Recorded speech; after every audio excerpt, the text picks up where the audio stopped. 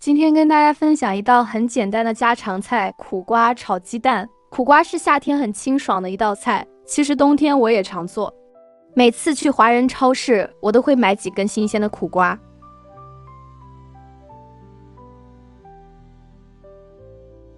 这次用的食材很简单，2个苦瓜，2个鸡蛋，还有我自己腌的红色泡椒，不辣，但颜色很好看。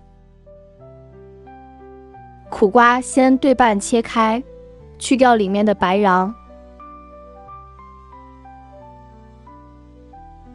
切成细丝，加一点盐，稍微腌一下。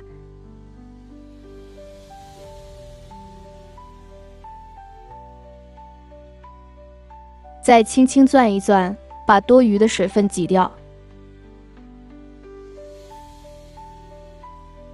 锅里放油，先把鸡蛋炒好盛出来，留底油，下洋葱丝和泡椒略炒出香味，再放入苦瓜。